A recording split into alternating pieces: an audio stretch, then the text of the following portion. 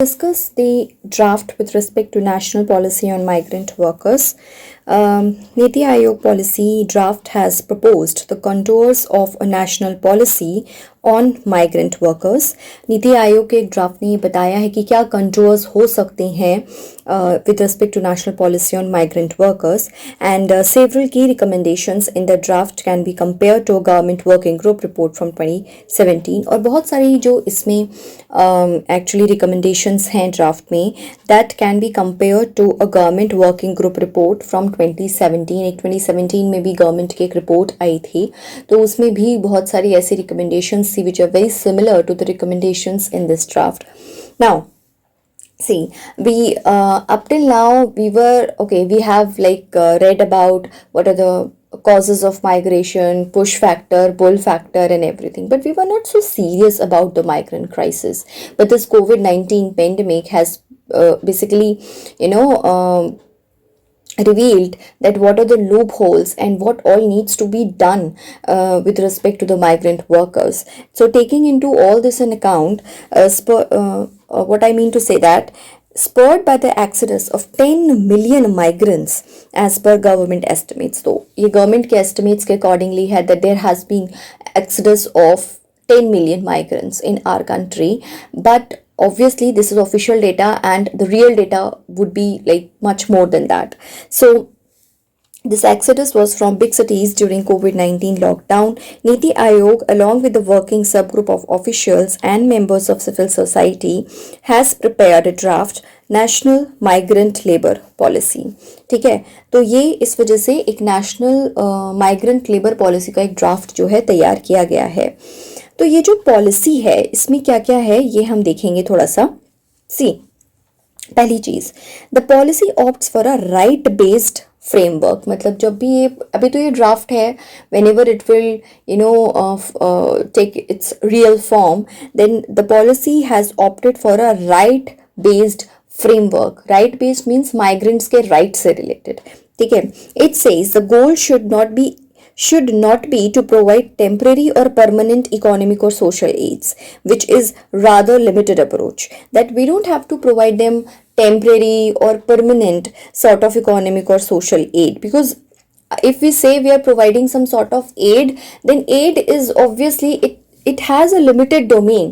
आप किसी को कितनी help कर सकते हो. What we have to do, we don't have to help them, we have to enable them so as to help themselves. Fine. So the draft says migration should be acknowledged as an integral part of development. First of all, हमें ये acknowledge करना पड़ेगा that जो migration है that is an integral part of the development. अगर development हो रहा है then by default migration होगा ही होगा. And government policy should not hinder but seek to facilitate internal migration. And government policies ऐसी होनी चाहिए कि वो internal migration को facilitate करें. Okay. Now, the draft mentions that the Ministry of Labour and Employment should amend the Interstate Migrant Workers Act 1979. Draft में ये बोला गया है कि जो एट प्रेजेंट माइग्रेंट्स के लिए एक एक्ट है, इंटरस्टेट माइग्रेंट वर्कर्स एक्ट 1979, इसे हमें अमेंड करने की ज़रूरत है जिससे हम माइग्रेंट्स को इफेक्टिवली प्रोटेक्ट कर पाएँ.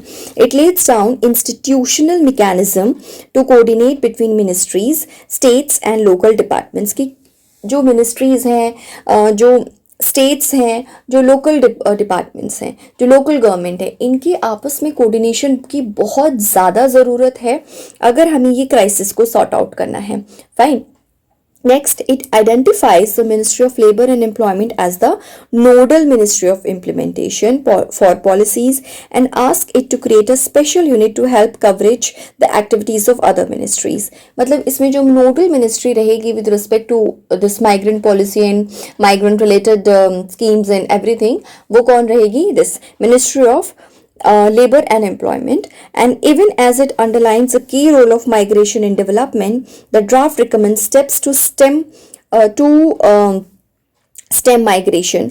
ड्राफ्ट में ये एक्नॉलेज किया गया है कि माइग्रेशन जो है ये इंटीग्रल है टू द डेवलपमेंट, पर फिर भी हमें कोशिश करनी है कि हम माइग्रेशन को एक्चुअली स्टेम कर सकें. दैट मीन्स हम अननेसेसरी जो रूरल टू अर्बन एरियाज में माइग्रेशन होता है वो ना हो, हम रूरल एरियाज में ही वो सारी फैसिलिटीज प्रोवाइड करें, जिसकी वजह से मतलब पुश जो फैक्टर्स होते हैं हम उनको कम कर पाएं रूरल एरियाज में, जिसकी वजह से लोग they migrate from rural to urban areas. Fine. So these are certain policy guidelines within this draft national policy for migration. And apart from that, sources states that source states must raise minimum wages. Draft में ये भी है कि जो भी source state है, ठीक है, जहां से मतलब माइग्रेशन हो रहा है उसको मिनिमम वेज बढ़ाने की ज़रूरत है, क्योंकि हो सकता है कि अगर जिस स्टेट से माइग्रेशन ज़्यादा हो रहा है अगर वहां पे मिनिमम वेजेस बढ़ जाए तो उनको माइग्रेट करना ही ना पड़े दूसरे स्टेट में. Fine. To bring major shift in local livelihood of tribals that may result in stemming migration to some extent, और इससे हम कुछ एक्सटेंट तक माइग्रेशन को स्टेम आउट कर पाएंगे. The draft stress the need for credible data, क्योंकि data के ऊपर बहुत ज़्यादा फोकस किया गया है इस ड्राफ्ट में भी, because even during the covid lockdown in everything the migrant crisis was going on, but जो सबसे ज़्यादा लिमिटेशन देखी गई that was the absence of a proper database with respect to the migrants, so that proper facilities in the form of ration, in the form of monetary aid can be provided to them. But the problem was that we didn't have a proper database with respect to our migrant workers. Fine. Then the draft calls for a central database to help employers to fill the gap between demand and supply and ensure maximum benefit of social welfare schemes. It describes a lack of administrative capacity to handle issues of exploitation. Draft में इस चीज़ को भी describe किया गया है कि जो हमारी एडमिनिस्ट्रेटिव कैपेसिटी है इस पूरे इशू को हैंडल करने के लिए उसमें काफ़ी कमियां हैं. There is lack of administrative capacity. Fine. Moving on.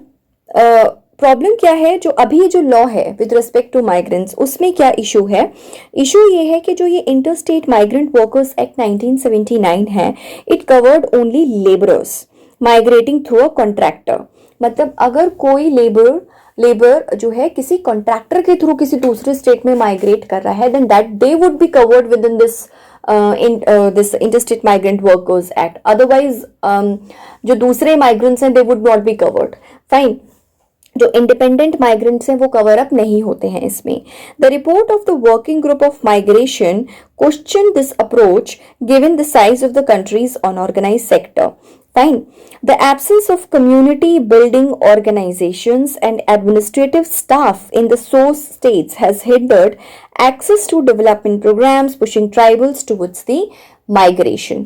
Fine. तो इसमें ये भी बताया गया है कि एट प्रेजेंट जो है हमारी जो ये कम्युनिटी बिल्डिंग ऑर्गेनाइजेशंस होती हैं, जो एडमिनिस्ट्रेटिव पूरा सिस्टम है, इसमें भी प्रॉब्लम है, जिसकी वजह से जो डेवलपमेंट प्रोग्राम्स होते हैं वो जो डेवलपमेंट प्रोग्राम्स हैं जिनमें कि एक्चुअली एम्प्लॉयमेंट मिल सकती है उन लोगों को जो माइग्रेट करते हैं उन्हें वो चीज़ नहीं मिल पाती है, जिसकी वजह से उन्हें माइग्रेट करना पड़ता है.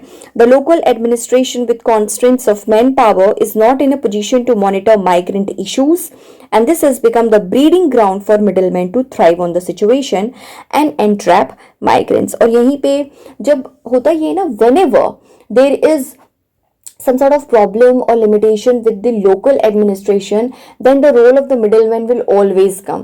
जब भी institutionalized structure में कोई limitation आती है, कोई problem आती है, वहीं पे जो है आपका ये मिडलमैन का रोल सामने आ जाता है. ठीक है, तो ये वाली चीज़ हो गई. तो ये कुछ इश्यूज थे जो एग्जिस्टिंग लॉ के साथ में है. Apart from that there are specific recommendations within this draft and they are the draft ask the ministries of Panchayati Raj, rural development and housing and urban affairs to use tribal affairs migration data to help create migration resource centres in high migration Jones.